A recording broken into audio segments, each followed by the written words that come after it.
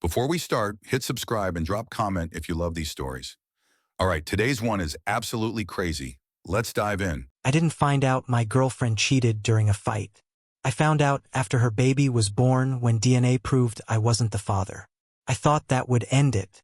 It didn't, because when I confronted her, she begged me to stay.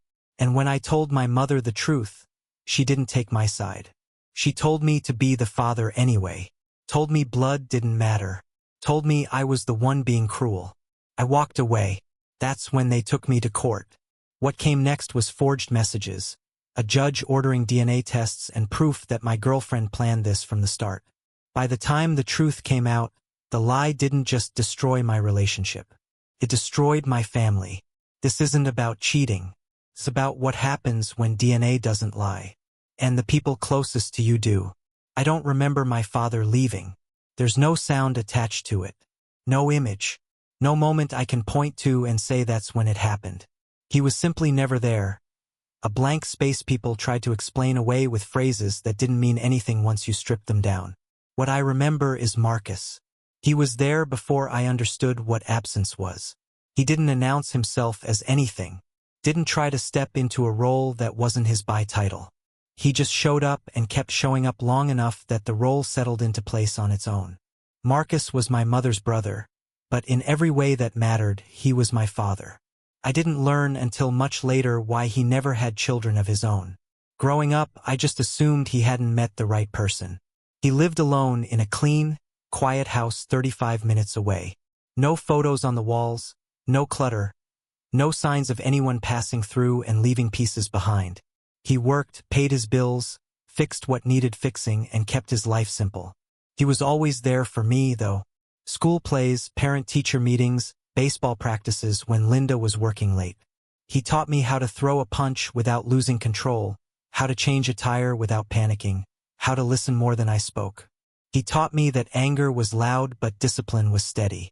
When I was 9, he taught me how to ride a bike. He ran beside me down the street, one hand on the seat, the other ready to catch me. When I finally stayed upright on my own, I heard him laugh behind me. Not loud, not showy, just proud. He never let go until he knew I could balance.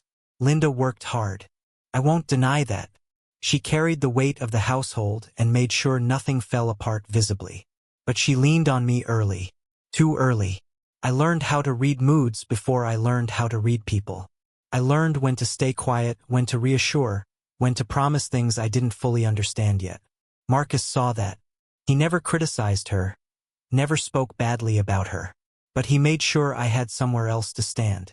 You don't owe anyone your life, he told me once when I was 14, sitting on the back steps while Linda paced inside, stressed and angry at something neither of us could fix. You owe yourself a future. I didn't know then how rare it was for a man to say that to a boy who wasn't biologically his. I learned the truth when I was 17.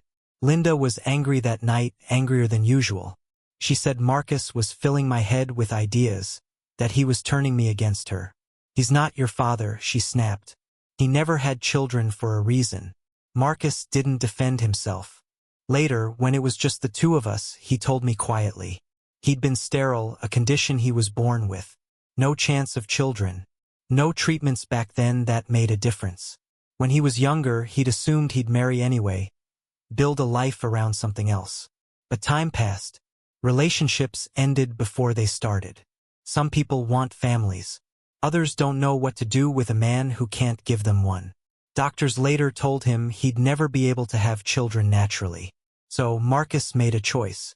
He stayed single, stayed unattached, and when my father left, he stayed for me. I didn't lose anything, he said, like it was the most natural thing in the world. I just redirected. He never dated seriously, never brought anyone home, never acted like his life was missing something. He poured everything he had into making sure I grew up steady, not resentful, not lost. When I graduated high school, he stood in the crowd and met my eyes. He nodded once. No applause, no tears, just that nod. Said, "I'm here. I always have been." Years later, long after I'd moved out, after my life had settled into routines and plans, Marcus was in an accident. A bad one. A drunk driver ran a light and changed a lot of things in one night. He recovered slowly. Physical therapy, follow-ups, long months of quiet. It was during one of those follow-ups that the doctor mentioned it almost offhand. Damage reversed, something repaired against odds. His body was functioning in ways it never had before. Marcus told me over coffee like he was mentioning the weather. I guess I'm fertile now, he said. I didn't know what to say. He smiled faintly. Doesn't change much. And he was right. It didn't by then. His life had already been built around me. By my late 20s, my own life was calm in a way that felt intentional. I worked, saved, planned. I didn't chase noise or confuse chaos with meaning. I liked knowing where my money was going. I liked knowing who I was accountable to. Linda called often, sometimes practical, sometimes not. You eating enough? I'm fine, Mom. A pause. You know you're all I have, Ethan. She said it softly, like it was love. It always felt heavier than that. Marcus never said anything like that to me. He never needed anything from me except that I live well. One night, sitting across from him at his kitchen table, he asked, "You happy?" I thought about it. "I'm steady," I said. He nodded. "That's good. That's enough." I didn't know then how much that steadiness would be tested, how loyalty could be mistaken for ownership, how silence could be twisted into guilt. But I knew this much. Even then, one man left. One man stayed. And everything I was came from the man who chose to dedicate his life to me. Not because he had to, but because he wanted to. I hadn't thought about Jessica in years. Not in any real way. Not the kind of thinking that lingers. She was just a name filed away under before. Before my life settled. Before routine replaced noise. Before I learned to trust quiet. So, when she walked into the shop one Thursday afternoon like she belonged there, it took me a second to recognize her. She looked polished, not flashy, intentional, hair done, but not overdone clothes that said she wanted to be noticed without looking like she was trying. She smiled when she saw me, wide, familiar, practiced.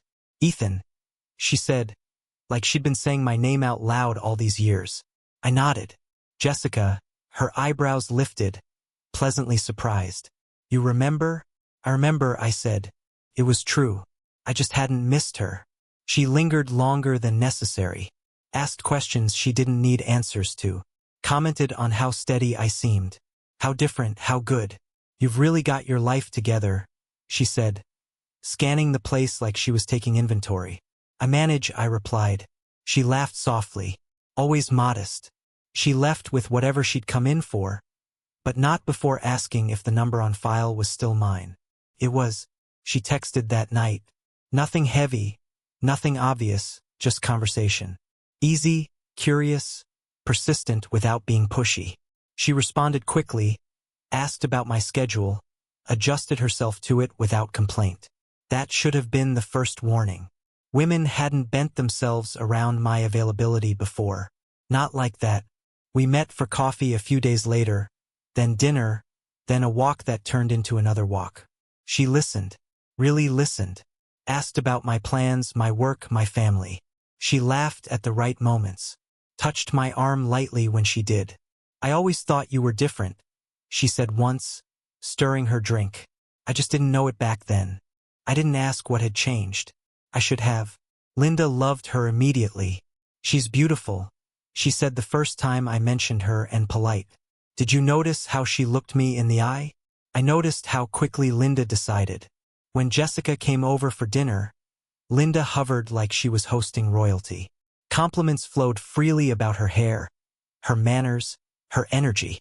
"You're such a breath of fresh air," Linda said, squeezing her hand. "Ethan deserves someone like you."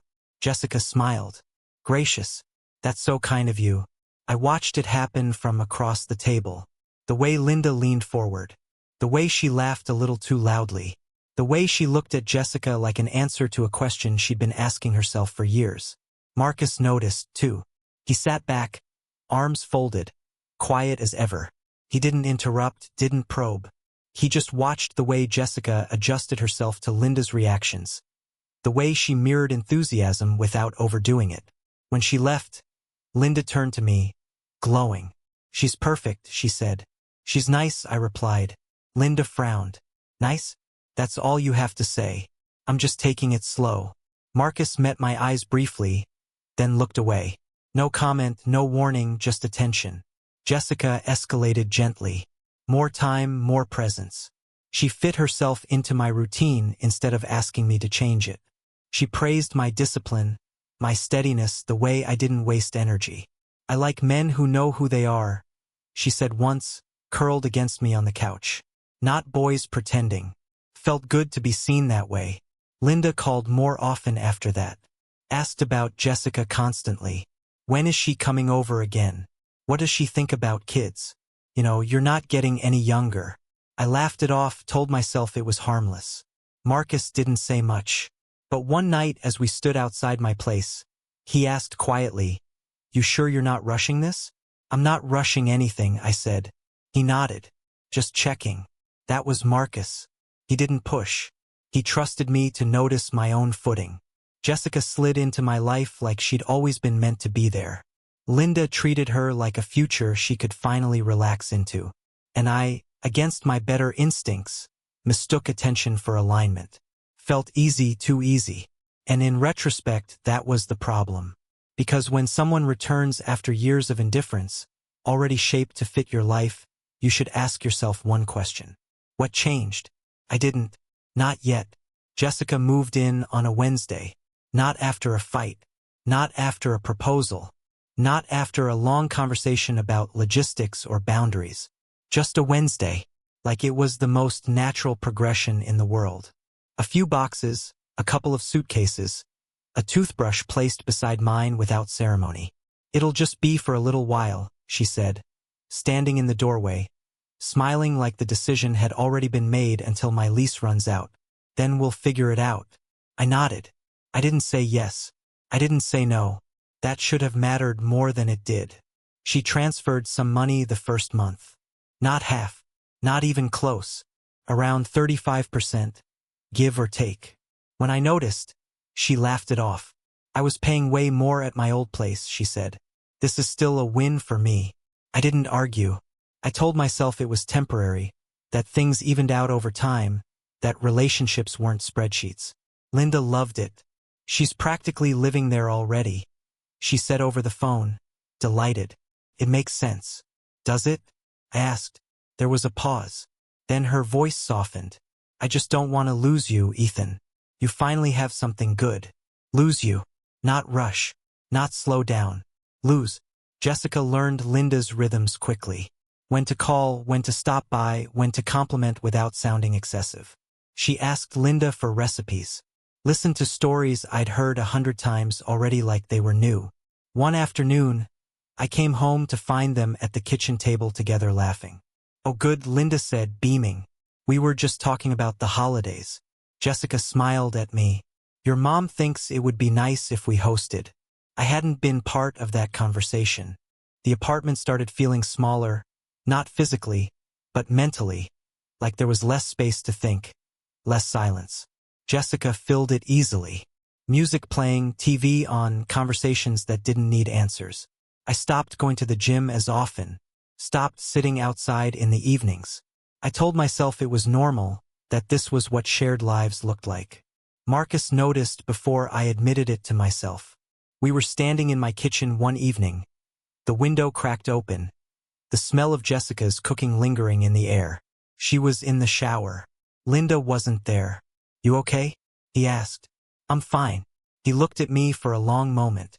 Not suspicious, not judgmental, just attentive. "You don't look fine," he said. I shrugged. "Just adjusting," he nodded once. Adjustment shouldn't feel like erosion. That word stuck with me. Erosion. "You don't have to move at someone else's pace," he added quietly. "Going slow isn't the same as backing out." I know. He didn't push. He never did. Linda pushed enough for everyone. "You're lucky," she told me one night unprompted. "Not everyone finds someone willing to commit like this." "Commit," I repeated. She waved a hand. "Living together is commitment." Jessica leaned into that idea. Started saying we instead of you. Started planning months ahead without checking if I was ready. When I hesitated, she'd smile and say, "We'll figure it out." Linda heard certainty. I heard momentum. The financial imbalance never corrected itself. When I brought it up gently, Jessica kissed my cheek. "You're so responsible," she said. "That's one of the things I love about you." It didn't feel like an answer. Marcus stopped offering advice after that one conversation. He didn't withdraw. He just observed. Watched the way I spoke less. The way I deferred more, the way I explained my own decisions like I needed permission. One night as he was leaving, he paused at the door. "Just remember," he said, "you don't have to disappear to keep someone close." I stood there after he left the apartment quiet for once. The lights too bright. Jessica came up behind me and wrapped her arms around my waist. "You're thinking too much again," she said. "Relax. This is good. You're happy." I didn't answer right away. I told myself that intensity wasn't the same as pressure. That closeness wasn't the same as collapse. I told myself a lot of things. And slowly, without noticing the exact moment it happened, I started stepping aside in my own life, just enough to keep the peace. That was how it began. Jessica told me on a Friday morning. She didn't say it casually. She didn't say it dramatically either. She sat across from me at the kitchen table, hands folded over a mug she wasn't drinking from, steady in a way that felt rehearsed. "I'm pregnant," she said. The room went quiet in a way that made sound feel inappropriate. The refrigerator hummed. Car passed outside. Everything else stopped. I stared at her for a moment, waiting for something. Shock, doubt, relief to arrive. Nothing did. "You're sure?" I asked. She nodded. I took 2 tests. I sat back in the chair. My mind didn't race. It narrowed, focused, calculated, not outcomes, responsibility. Linda found out within the hour. I didn't tell her myself. Jessica did. She called, her voice already trembling, already emotional, already positioned as vulnerable. By the time Linda arrived at the apartment, breathless and smiling through tears, the pregnancy had already become hers. "Oh my God," Linda said, pulling Jessica into a hug like she'd been waiting years for this exact moment. "My baby's having a baby." I opened my mouth to correct her. "My baby," but the word lodged somewhere behind my teeth and never made it out. Linda talked fast after that. Names, colors, cribs, schools. She sat on the couch and placed a hand on Jessica's stomach like she had permission. "We'll make it work," she said. "Families always do." Jessica didn't stop her. She leaned into it literally and figuratively. Let Linda talk. Let her plan. Let her claim space. Marriage came up before the coffee finished brewing. "Well," Linda said, glancing between us. "This settles it." "Settles what?" I asked. She smiled, indulgent. "The timeline." Jessica looked at me expectantly. I didn't answer. That silence irritated Linda more than disagreement would have. "What's there to think about?" she pressed. "You do the right thing." The right thing sounded less like a choice and more like a command. Marcus came by later that evening. He didn't rush in, didn't celebrate, didn't panic. He sat down across from me, listened while Linda talked over everyone else, and waited. When she finally paused for breath, he spoke. "Let him think," he said calmly. Linda turned on him. "Think about what?" Marcus looked at me, not her. "You don't need to decide everything today." Jessica's hand tightened around mine. "I just want stability," she said softly. "For the baby?" Linda nodded vigorously. "Exactly." Marcus didn't raise his voice. "Stability doesn't come from panic." That was enough to set Linda off. "You're filling his head again," she snapped. "This is his responsibility." Marcus didn't argue. He just turned to me. "Wait until the child is born," he said. "There's no harm in patience." I exhaled slowly. That felt right. Measured. Grounded. "I want to wait," I said, "until after the birth." Linda stared at me like I'd just spoken a foreign language. "Wait," she repeated. "For what?" "For clarity," I said. "For all of us." Jessica's smile tightened. Linda's face hardened. "This is his doing," Linda said, pointing at Marcus. "He's always been in your ear." Marcus didn't respond. Jessica squeezed my hand again. This time just enough to remind me she was watching. "We can talk about it later," she said gently. There's no rush, but everything about the room said there was. From that day on, decisions stopped feeling like mine. Doctor appointments were scheduled without asking. Linda attended the first one. Nursery ideas were discussed over my head. Conversations happened around me instead of with me. When I hesitated, Linda reframed it. "He's just nervous," she told Jessica. "He'll come around." When I tried to assert myself, Jessica softened the push. "You're doing great," she'd say. "You just need time." Time I didn't seem to have. Marcus said less after that. Not because he agreed, but because he could see the direction things were moving. His silence wasn't surrender. It was restraint. One night, as he was leaving, he paused at the door. "Don't let momentum make your choices for you," he said quietly. I nodded. But momentum doesn't need permission. It just keeps moving. And before I realized how far it had gone, my life had begun reorganizing itself around a child everyone claimed in a future I no longer seemed to be steering. The baby was born just before dawn. The hospital room was too bright for that hour. Lights humming softly, machines beeping like they were trying not to intrude. Jessica looked exhausted and triumphant at the same time. Her hair plastered to her forehead. Her face pale but glowing with something close to victory. Linda was there the entire time. She stood at the head of the bed, whispering encouragement. Gripping Jessica's hand like this was something the two of them were doing together. When the baby finally cried, Linda cried louder. "Oh my God," she said, tears spilling freely. "My grandson." The nurse placed the baby in Jessica's arms. A boy, small, red, furious at the world for making him breathe on his own. I felt something then. Not doubt, not fear. "Wait." Linda leaned over immediately. "Look at him," she said. "He's perfect." Jessica smiled weakly. "He has your nose," she told me. I stepped closer, looked down at the child. His hair was dark, much darker than mine had ever been as a baby. Thick already. His skin tone was deeper, too. Nothing dramatic. Nothing anyone would comment on out loud. His eyes were still that newborn gray, unreadable, unfixed. I told myself babies change. Linda didn't let go of the moment. She followed us through every step, naming forms, photos, phone calls. She announced his arrival like a proclamation. Texts went out before I'd even held him properly. Marcus arrived later that morning. He didn't push past anyone, didn't claim space. He stood quietly near the foot of the bed and waited until Jessica nodded for him to come closer. "Congratulations," he said simply. Linda looked at him like she was daring him not to say it. He leaned in, looked at the baby for a long moment, then smiled faintly. "He's strong." That was all. When the room finally emptied, when Linda stepped out to make another round of calls, and Jessica fell asleep from exhaustion, Marcus and I walked down the hallway together. The hospital smelled like antiseptic and burnt coffee. The floor reflected the overhead lights too cleanly, like it wanted to erase footprints. We stood near a window at the end of the hall. The sky outside was just starting to lighten. Marcus didn't speak right away. Neither did I. Then he asked it quietly, carefully, like he was setting something fragile down between us. "Are you sure the child is yours?" The words didn't hit me all at once. They arrived slowly, measured, almost polite. "What?" I said, sharper than I meant to. Marcus didn't flinch. He didn't press. He didn't defend himself. "I'm not accusing," he said. "I'm asking."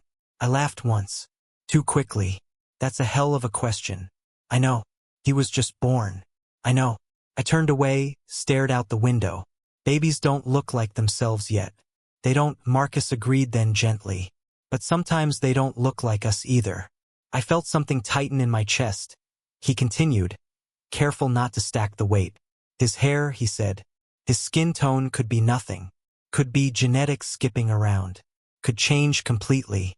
I turned back toward him. "So why say anything?" "Because once you see it," he said, "you can't unsee it." Silence stretched between us. I wanted to be angry. I wanted to tell him he was wrong, that he was overstepping, that this wasn't his place. Instead, my mind replayed images I hadn't examined closely before. Jessica's urgency, Linda's certainty, the way decisions had been made around me, not with me. I felt defensive, then embarrassed, then unsettled. "I trust her," I said. The words sounded thin. Marcus nodded. "Then you trust her." That was it. No argument, no warning, no instructions. He didn't tell me what to do. He never did. Linda found us a few minutes later, her mood radiant. "There you are," she said. "I was wondering where you'd gone." Her eyes flicked between us. Suspicious. Possessive. Marcus stepped back immediately. "I'll give you time," he said, already moving away. Linda watched him go. "What were you talking about?" she asked. "Nothing," I said. She smiled, satisfied. "Good. This is a happy time. Don't let anyone complicate it." I nodded, but it was already complicated. Back in the room, I looked at the baby again. At his hair, at his skin, at the shape of his face. Nothing had changed. And yet, everything had. Marcus's question didn't accuse me of anything. It didn't demand action. It just existed. And that was worse because once doubt enters quietly, it doesn't leave when you tell it to. It waits. For weeks. That was how long I watched without saying anything. I watched how the baby's skin tone didn't change the way newborns usually do. How his hair stayed thick and dark while mine had been almost translucent at birth. How strangers commented politely confused about who he took after. I watched Jessica answer those comments before I could. "Oh, he takes after my side," she'd say quickly, smiling too wide. Linda hovered constantly, feeding, holding, introducing him as if she were the one who'd carried him. She corrected people when they asked questions that made her uncomfortable. "He's his father's son," she said once sharply. End of story. End of story. The phrase followed me for days. So, I chose a night when the apartment was quiet. No visitors, no distractions, just the three of us. I didn't raise my voice. I didn't accuse. I didn't bring up Marcus. "I want a DNA test," I said. The words landed like a dropped plate. Jessica's face went slack first, then wounded. Linda reacted faster. "What?" she snapped. "How could you even say that?" "I'm not saying anything," I replied. "I'm asking for confirmation." Jessica's eyes filled instantly. Too instantly. "Ethan," she whispered. "Why would you hurt me like this?" Linda stood up. "This is cruel. Absolutely cruel." "It's not cruelty," I said. "It's certainty." Jessica shook her head slowly like she was trying to understand how I'd become this person. "I just gave birth," she said. "I'm exhausted and you're questioning me." Linda rounded on me. "Do you hear yourself?" "I do," I said. "And I need to know." Linda laughed once, sharp and humorless. "You're his father. That's what matters." "That's not what I asked." "That's the only thing that matters," she insisted. "Blood doesn't make a parent. Presence does." There it was again. Jessica reached for Linda's hand. Linda squeezed it immediately like the alignment had been waiting to happen. "I would never do this to you," Jessica said, tears slipping down her cheeks. "I don't even understand where this is coming from." Linda pointed at me. "I do." Then she turned toward the doorway. "Marcus," she called. He stepped in slowly. He must have heard everything. Linda didn't give him time to speak. "This is your doing," she said. "You've been poisoning him." Marcus stayed calm. Still, like a man bracing against a storm he'd seen coming. "I didn't tell him what to think," he said. Linda scoffed. "Of course you did." She stepped closer to him, voice rising. "You can't have children of your own," she said. "So what is this?" "Jealousy." The room went silent.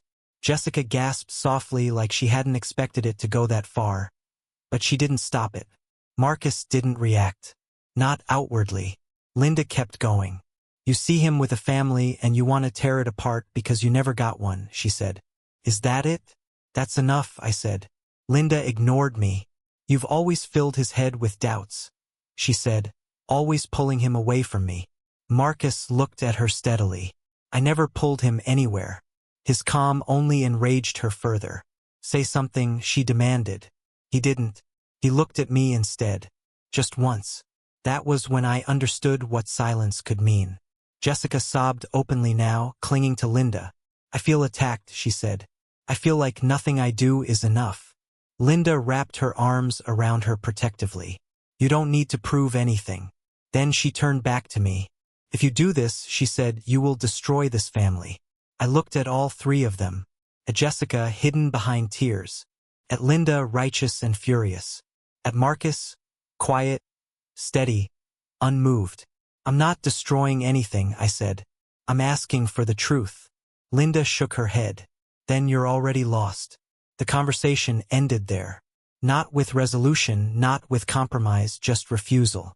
That night, I lay awake listening to the baby breathe from the next room. Each sound felt heavier than the last. Doubt hadn't been invited in, but it had been locked inside. And now everyone was acting like I was the problem for noticing it. That was when I realized something worse than being wrong. I was being told that wanting the truth made me unfit to deserve it. And that was a line I couldn't unsee. I ordered the DNA test on a Thursday afternoon. No announcement, no warning, no conversation beforehand. I didn't tell Linda, I didn't tell Jessica, I didn't tell Marcus. I needed the result to exist before anyone could try to stop it from existing. I told myself one thing over and over while I filled out the forms and handed over the sample. Certainty is better than doubt, even if it hurts, especially if it hurts. The waiting was worse than I expected.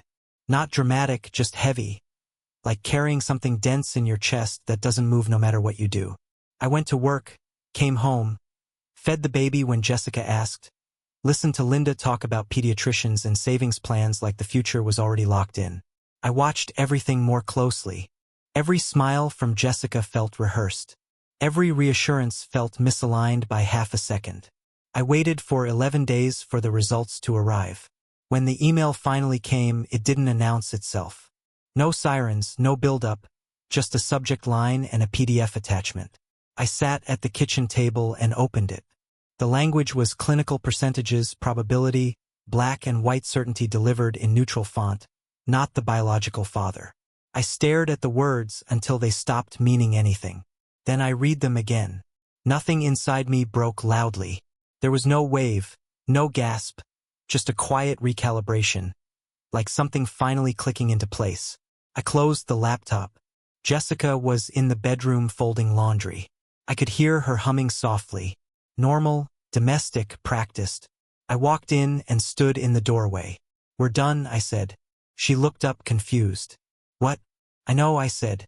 You cheated. The child isn't mine. You need to pack your things and leave today. Her face went blank. That's not funny, she said. I'm not joking. She laughed once, sharp and nervous. Where is this coming from? I had a DNA test done. Her mouth opened, closed. That's impossible, she said quickly. There's been a mistake. There wasn't. She stood up too fast, knocking a shirt to the floor. You went behind my back. Yes. Her voice rose. How could you do that to me? I didn't answer. I didn't need to. She tried denial next. You're wrong. The lab is wrong. Babies don't always. I'm not discussing this, I said. You need to leave. She stared at me like she was seeing me for the first time. You don't mean that. I do. The tears came then. Sudden, loud, desperate. Please, she said. We can work this out. I'll pay more. I'll do whatever you want. I shook my head. There's nothing to work out. She reached for me. I stepped back. That was when fear replaced performance. She grabbed her phone. Linda arrived 30 minutes later. She didn't knock. She burst in like a force of nature. Eyes wild, already angry. What is going on? She demanded. Jessica is hysterical. She's leaving, I said. Linda stared at me. Excuse me. I had a DNA test done, I said evenly. The child isn't mine. Jessica cheated. The relationship is over. Linda laughed. Actually laughed. You've lost your mind. I haven't. This is some misunderstanding, she insisted. You're tired. You're stressed. It's not a misunderstanding. Jessica sobbed into Linda's shoulder. Linda held her tightly, glaring at me like I was an intruder in my own home. You are destroying this family, Linda said. Do you have any idea what you're doing? I do. I took my phone and called Marcus. 30 minutes later, he arrived quietly. I didn't hear the door open. I just felt the shift in the room when he stood beside me. He didn't look at Linda. He didn't look at Jessica. He looked at me. Then he spoke. Let the family see what's true. Linda rounded on him instantly. You did this. Marcus didn't respond. Jessica packed in silence after that. No more pleading. No more accusations. Just quiet, frantic movement. Linda helped her, muttering under her breath. Shooting me looks like warnings. When they left, the apartment felt hollow. Not empty, hollow. I sat down at the kitchen table and listened to the silence. No crying, no arguing, no hum of someone else's expectations filling the air. Just stillness. For the first time in months, nothing was being demanded of me. I didn't feel relief. I didn't feel victory. I felt gravity. And I understood finally that truth doesn't arrive with drama. It arrives with certainty. And then it waits to see who's willing to stand with it. I went to Linda's house the next morning, not to explain, not to apologize, not to debate facts that no longer required debate. I went because some decisions deserve to be witnessed, not negotiated. She opened the door already tense, like she'd been rehearsing what she planned to say all night. "Are you done?" she asked before I could speak. "Yes," I said. "That's why I'm here." She stepped aside reluctantly. The house smelled the same as it always had. Clean, familiar, heavy with memory. Jessica wasn't there yet, that mattered. We sat at the kitchen table, the same one where she'd packed my lunches, where I'd done homework, where she'd once told me she'd sacrificed everything for me. I didn't sit for long. "There's no middle ground," I said. "I'm not going to argue, and I'm not going to revisit this later. You can support me or you can support Jessica, but you can't have both." Linda stared at me like I'd spoken blasphemy. "What are you talking about?" She said. "She needs support. The baby needs support. I'm not sharing a family space with someone who deceived me." I said. "That's not negotiable." Her voice rose immediately. "So, you're just abandoning a child?" "I'm leaving a lie." She pushed her chair back. "This is heartless. Absolutely heartless." I didn't interrupt. "You let your uncle poison you against your own mother." She continued. "He's always wanted this. Always wanted to pull you away." I stayed quiet. "You think you're better than this?" she demanded. "You think you can just walk away from responsibility?" I waited until she finished. "If you choose her," I said, "you're choosing against me permanently." She laughed, sharp, disbelieving. "You don't mean that." "I do." She leaned forward, eyes blazing. "I'm choosing what's right." There it was. Not love, not loyalty, moral superiority. "I won't turn my back on a child," she said. "I won't let you destroy a family." I nodded once. "Then you've made your choice." Her mouth tightened. "Don't do this." I stood. Linda's voice cracked then, not with regret, but fury. "You're cruel," she said. "You're ungrateful. After everything I've done for you." I looked at her steadily. "When the truth comes out," I said calmly, evenly, "you will be the only one without a family." The words didn't echo. They didn't need to. She recoiled like I'd struck her. "You're evil," she said, "just like your father." Marcus stood in the doorway. He hadn't spoken. He wouldn't. Linda turned on him instantly. "You did this. You manipulated him." Marcus said nothing. His silence wasn't retreat. It was judgment. I didn't wait for another accusation. I didn't offer reassurance. I didn't soften the blow with false hope. I walked to the door. Behind me, Linda called my name once. Not gently, not lovingly, possessively. I didn't turn around. Outside, the air felt clearer than it had in months. Not lighter, just honest. Some doors don't close with noise. They close with certainty. And once they do, they don't reopen. Not because of anger, but because truth doesn't reverse itself for comfort. I got in my car and drove away. The decision had been made, and this time it wasn't mine alone. Linda took Jessica and the baby in that same week. There was no announcement, no family meeting, just a shift. Subtle at first, then unmistakable. Jessica's car started appearing in Linda's driveway. Baby furniture followed. Boxes, diapers, the visual language of permanence. I didn't comment. I didn't protest. I didn't negotiate. I cut contact. No calls. No texts. No visits. I stopped the financial support immediately, not out of spite, but because I was no longer responsible for maintaining someone else's lie. I blocked Jessica's number. I muted Linda's. Silence wasn't punishment. It was boundary. Linda predictably filled the silence herself. At first, she framed it as sacrifice. I had no choice, she told relatives. Someone had to do the right thing. The right thing sounded a lot like martyrdom when she said it. Jessica played her part well. Soft-spoken, tearful, grateful in public. She called Linda mom within days. She told anyone who would listen that she was trying to keep the family together. The family noticed. They noticed how carefully the story was told, how certain details were omitted, how facts were replaced with emotion. Marcus acted first. He always did. He didn't argue with Linda. He didn't confront her. He simply stopped showing up. That was when others followed. Group chats went quiet, then changed. I found out I'd been removed from one family thread when a cousin texted me separately. Did you leave the chat? No. Pause. She removed you. Said it was for peace. I didn't respond. A week later, I was back in and Linda was removed instead. No explanation. No announcement, just absence. Sunday dinners stopped, including her. Invitations went out without her name attached. Holidays were discussed inside messages that never reached her phone. No one accused her outright. They didn't need to. Evidence has a way of speaking when people stopped shouting over it. The DNA results circulated quietly. Screenshots, documents, facts, no commentary, no spin. Linda tried to rewrite the narrative anyway. Lab results could be wrong. She said he overreacted. She said he is just scared to be a father. She insisted. The problem was no one was asking her anymore. Jessica tightened her grip as Linda's world narrowed. More dependence, more shared grievance, more whispered conversations about how unfair everyone was being. You're the only one who understands, Jessica told her. Linda believed her. Isolation does that. Once Linda called me. I let it ring. She left a voicemail. Long, emotional, circular. She never apologized. She never asked how I was.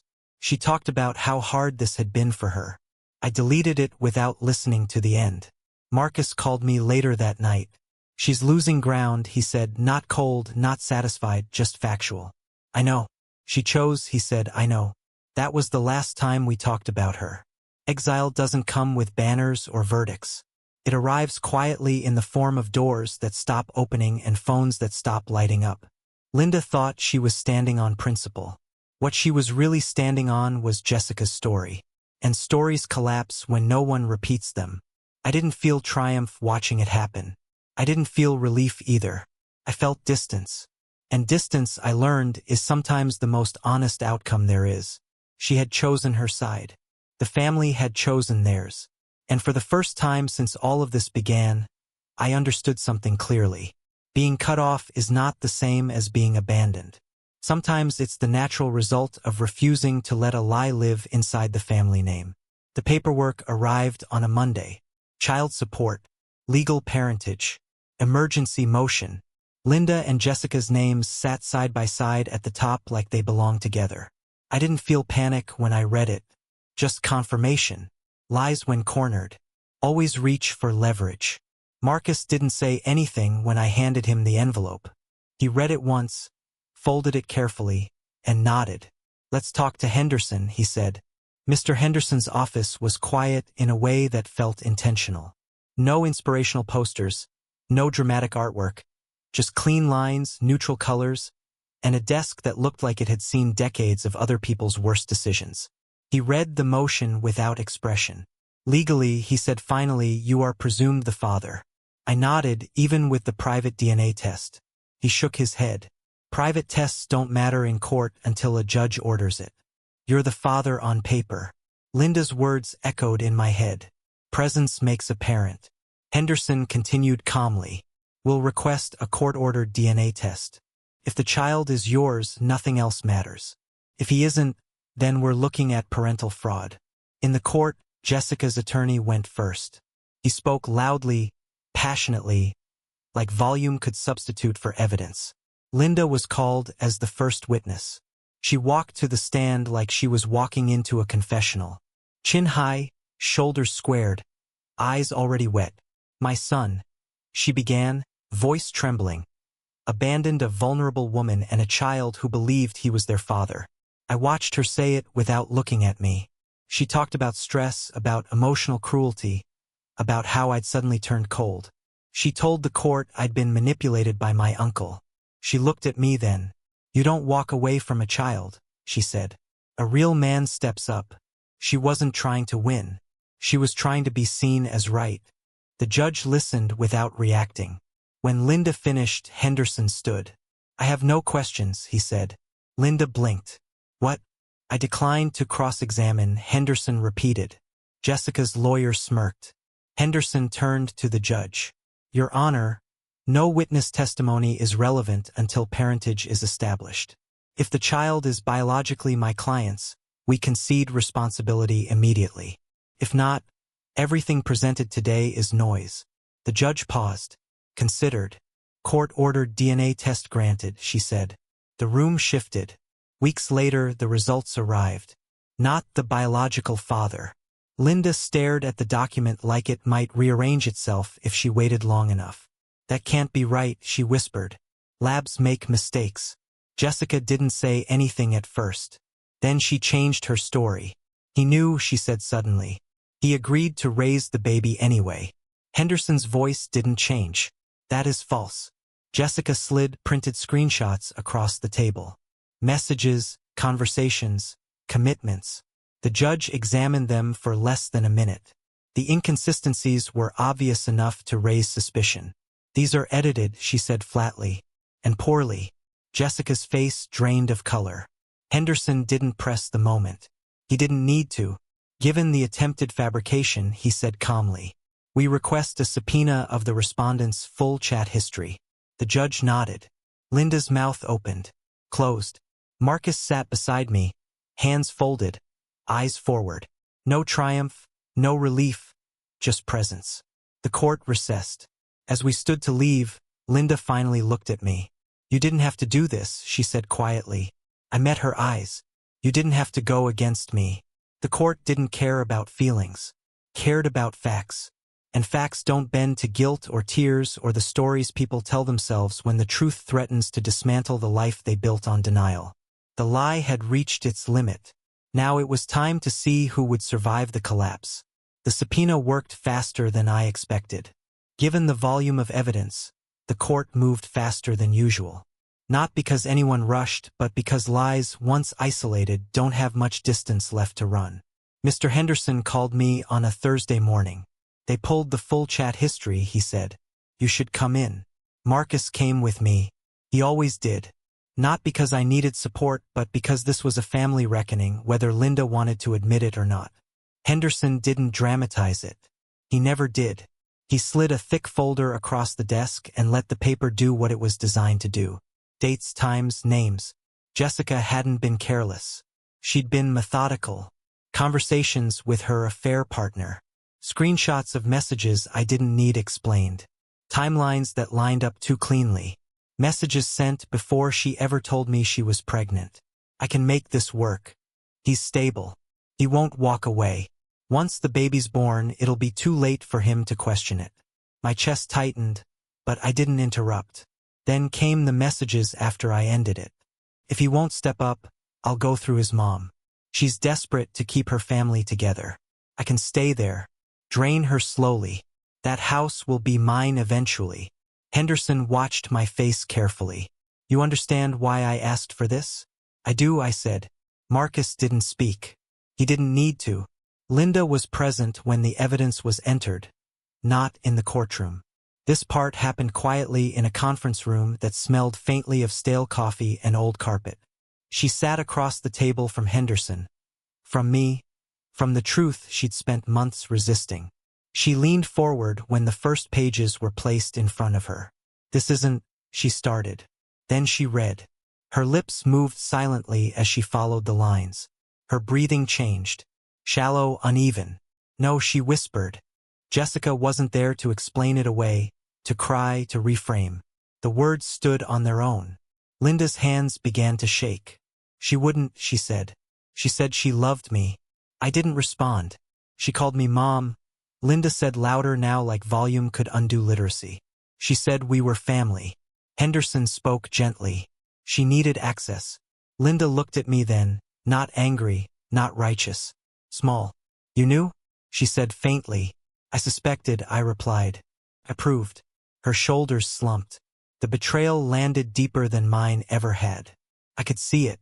I'd rejected Jessica. Linda had been chosen as a resource. The room stayed quiet long enough for the realization to finish forming. Jessica hadn't clung to Linda out of love. She'd calculated her. Henderson closed the folder. This will be part of the record, he said. There's no recovery from this. Linda nodded numbly. Outside the room, people whispered. Not cruelly, not gleefully, just accurately. The story moved faster than Linda could contain it now. The family knew. The court knew. The lie had nowhere left to hide. Linda didn't cry. She just looked old. Marcus stood and placed a hand briefly on her shoulder. Not forgiveness, not comfort, acknowledgement. As we left, Linda spoke without lifting her head. I chose wrong, she said. I paused at the door. Yes, I said. You did. There was no anger in my voice, no satisfaction, just finality. Public humiliation doesn't arrive with shouting. It arrives when the truth no longer needs defending. And as we walked out into the daylight, I understood something I hadn't before. Some betrayals don't hurt because someone leaves. They hurt because you discover you were never loved, only evaluated. And once that realization settles in, nothing can unwrite it. Linda tried to undo her choice the moment the truth became unavoidable. She went home and told Jessica to leave. Not gently, not diplomatically, not with the softness she'd used for months. She told her to pack up her things and take the baby somewhere else. That she was done, that this was over. Jessica laughed, not hysterically, not nervously. She laughed like someone who had finally stopped pretending. You can't kick me out, she said. This is my home now. Linda told my aunt later, voice tight, words tumbling. That Jessica threatened her. That Jessica screamed. That Jessica refused to move an inch. So Linda did what people do when they believe authority will save them. She called the police. They arrived, listened, asked a few questions, and then did what the law required. She's been living here with a baby. That makes her a tenant, and this is a civil matter, one of them said. You'll need to take this to court. Linda stood in her own living room, watching the last illusion of control evaporate. Jessica smiled after they left. Linda filed an emergency motion the next morning. She called everyone she could think of, cousins, aunts, old friends. She told them she'd made a mistake, that she'd been manipulated, that she was afraid. No one came. Some didn't answer. Some told her politely, firmly, that she needed to stay in her house until the matter was resolved, that this was something she had to see through, not punishment, boundary. The judge reviewed the evidence quickly, the messages, the intent, the attempted financial exploitation. 9 days. That was all Jessica was given. 9 days to vacate the house. 9 days. Linda had to live with the woman she'd chosen over her son. Those 9 days were not quiet. Jessica stopped pretending entirely. She yelled. She berated. She mocked Linda for believing she was loved. She threw food once, plate, and all when Linda told her to lower her voice. You thought you were special? Jessica shouted. You were just useful. No one stayed with her. Not family, not friends, not Marcus. He checked in once briefly. Are you safe? He asked. Yes, Linda said. Then you'll manage. He didn't come over. He didn't intervene. He didn't offer comfort disguised as absolution. Presence does not always mean proximity. On the 9th day, Jessica packed. She didn't cry. She didn't apologize. She didn't look back. Linda watched from the doorway as she left with the baby. The house suddenly stripped of noise and illusion all at once. When it was over, Linda called me. I'm sorry, she said. Not for what she'd done, for what she'd lost. I made a terrible mistake, she added. I didn't know who she really was. I closed my eyes. You knew who I was, I said. She didn't answer that. Forgiveness wasn't offered. It wasn't asked for properly either. What she wanted was relief, restoration, a rewind, but some choices don't rewind. I didn't go to her house. I didn't step back into the space she'd chosen to turn against me. I didn't comfort her through consequences she'd earned. Marcus didn't either. He remained distant. Not cruel, not cold, just finished. Linda had wanted a family she could control. Instead, she was left alone with the truth. And the truth, unlike lies, doesn't soften itself to make survival easier. It simply stays waiting. Linda tried to come back quietly. No grand apology. No dramatic confession. Just small, careful gestures. Messages sent late at night. Voicemails left without expectations. Words chosen to sound reflective without admitting fault. "I just want to talk," she said in one message. "I miss my son," she said in another. She never said I was wrong. She said things got out of hand. She said everyone made mistakes. She said family should come first. I didn't respond. When she finally showed up at my door, I didn't pretend not to be home. I opened it, stepped outside, and closed it behind me. She looked smaller than I remembered. Not fragile, just reduced, like someone whose authority had been revoked, but who hadn't accepted the notice yet. "I'm sorry," she said. "I waited. I didn't know what Jessica was really like." She continued. "I was manipulated." I nodded once. "You were informed." She flinched. "I'm still your mother." "That's not a position," I said. "It's a relationship." She swallowed. "I lost everything." "No," I replied.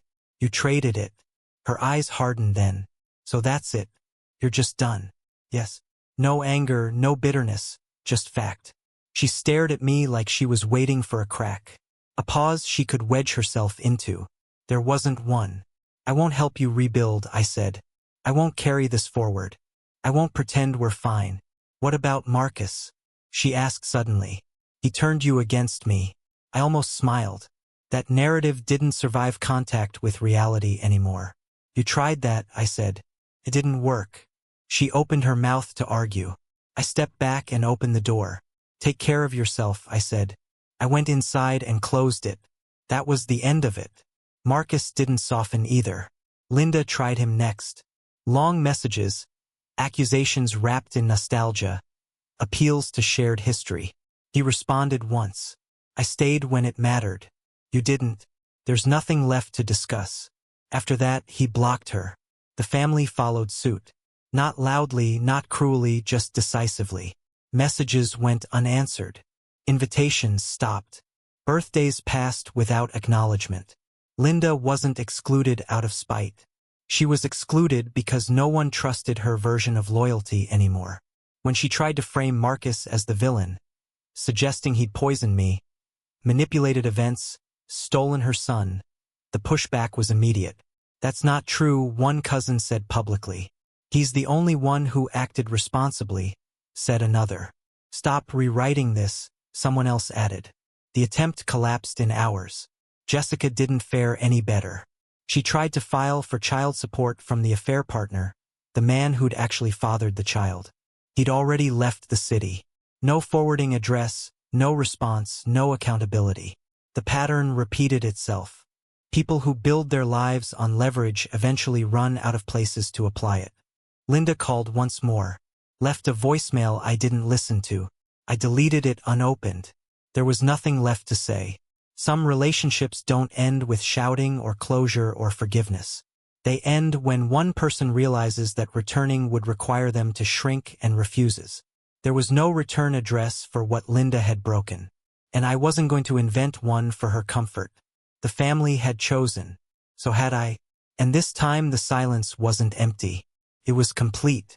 Rebuilding didn't arrive all at once.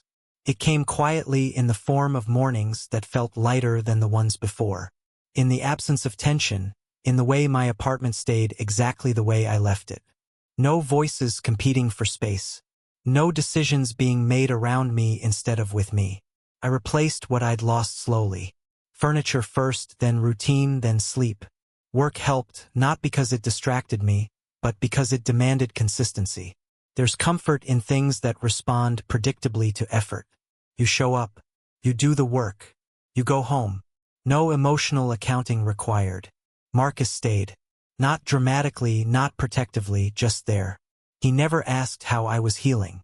He asked what I was building. One evening, we sat on my balcony with coffee gone cold between us. The city hummed below, indifferent and steady. "You okay?" he asked. "I'm solid," I said. He nodded. "Good." That was all. Linda didn't rebuild. I heard about her only in fragments. Quiet updates that carried no commentary. She'd sold some furniture, stopped attending certain gatherings, changed her routine to avoid places where questions might be asked. No one chased her, no one punished her. They simply stopped adjusting around her. That was the consequence she never anticipated. That control, once exposed, doesn't come back disguised as concern. Once I ran into her at the grocery store, she saw me first. She froze, then straightened like someone bracing for judgment. I didn't change direction. I didn't approach. I nodded politely and kept walking. That was the extent of our relationship now. Not anger, not forgiveness, completion. Marcus noticed my pause afterward. You handled that well, he said. There was nothing to handle. He smiled faintly. Exactly. The family settled into a new configuration. Smaller, quieter, more honest. People showed up because they wanted to, not because they felt obligated. Conversations weren't rehearsed. Boundaries didn't need defending. I learned something in the aftermath that no one ever teaches you directly. Blood can introduce people into your life. Behavior determines who stays.